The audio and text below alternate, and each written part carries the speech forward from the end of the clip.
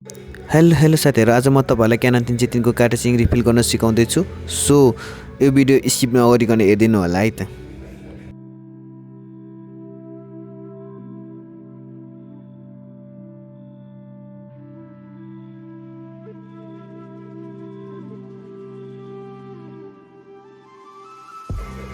Okay साथीहरु, अहिले मैले देखाइराखेको यो चाहिँ लग हो। सो यो भित्रबाट हामीले खोल्नु पर्छ।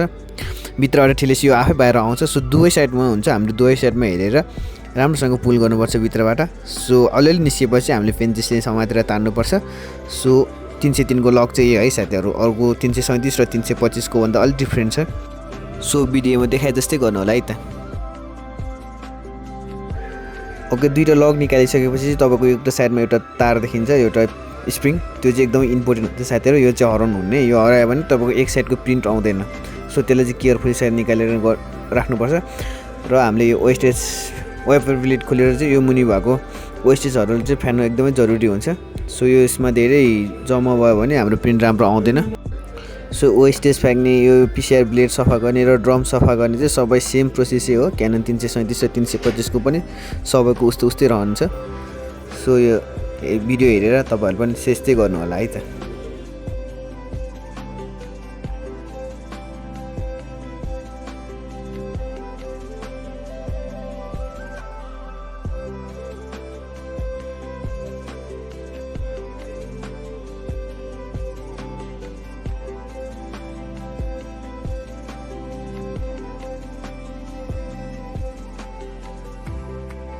ओके, यो डीसी ब्लेड सफा गरेर चाहिँ हामीले ध्यान दिनुपर्छ है साथीहरु। यो डीसी ब्लेड च्यात्यो भने चाहिँ फेरि खराब हुन्छ नि त साथीहरु, राम्रो हुँदैन नि त हैन। सो अर्को नयाँ हाल्नुपर्ने हुन्छ। त्यो भन्दा बरु फर्स्टमा अलि बिस्तारै राम्रोसँग हेरेर गर्ने।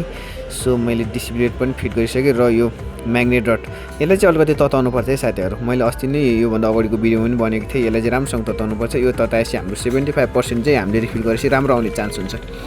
सो मैले यसलाई राम्रोसँग तताएर यो काटेको भागलाई आफू साइड पारेर यसको इङ्क हाल्ने ठाउँ खोले र यसमा 303 को इङ्क हाल्दैछु साथीहरु। ओके, इङ्क हालिसकेँ मैले। इङ्क हालेपछि यो ढक्कन लाउने र तपाईहरुले देखिरहनुपर्छ अलि मेरो हातमा यो माथिको कभर। यसमा यो तल तपाईले सेतो प्लेट देख्नु भयो होला। यसमा कालो इङ्क लागेछ भने यसमा चाहिँ सफा गर्नुपर्छ है साथीहरु। सो त्यो इङ्क लागेको छ भने तपाईको प्रिन्ट मधुरो आउँछ एक साइडमा। म्याग्नेट रडमा चाहिँ हाम्रो मसी स्मुथली आउनुपर्ने हुन्छ साथीहरु। सबै ठाउँमा बराबर रूपमा आउनुपर्छ। सो कुनै ठाउँमा बाग लागेको छ भने त्यसमा चाहिँ हामीले घुमाएर कपडाले पुस्नुपर्छ है त साथीहरु। सो मैले पुछे र यो देखिरहनु भएको स्प्रिङ त्यसलाई चाहिँ राम्रोसँग मिलाएर हाल्नु होला। सो सबै फिट गरिसकेपछि लास्टमा त्यो दुईटा लगले त्यहाँ इन्सर्ट गर्ने र हाम्रो पेन्चेसले ठोकेर भित्र छिराउने। मैले जसरी भिडियोमा देखाएको छ सो तपाईहरुले पनि त्यसै गर्नु होला त साथीहरु।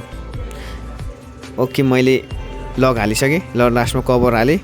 कभर हालेर किलानी कसे। सो यो साइडको स्प्रिङ हाल्नुपर्ने हुन्छ। सो त्यो चाहिँ अलि इम्पोर्टेन्ट हुन्छ है साथीहरु, यो साइडको स्प्रिङ जुन मैले अहिले हाल्न लागेको छ। सो यो चाहिँ तपाईहरुले मिलाएर हाल्नु होला। यो भएन भने एक साइडको प्रिन्ट आउँदैन। कुनै कार्टेजहरुमा तपाईको काम गर्छ, तर 95% मा चाहिँ यो नबिने काम गर्दैन है कार्टेजले। फाइनली साथीहरु, तपाईलाई यो मेरो भिडियो कस्तो लाग्यो सो लाइक, कमेन्ट र प्रतिक्रिया दिन चाहिँ नबिर्सिनु होला। र यस्तै भिडियो हेर्नका लागि टेक्नो बाय नेपाललाई सब्स्क्राइब पनि गर्नु होला है त। Thank you.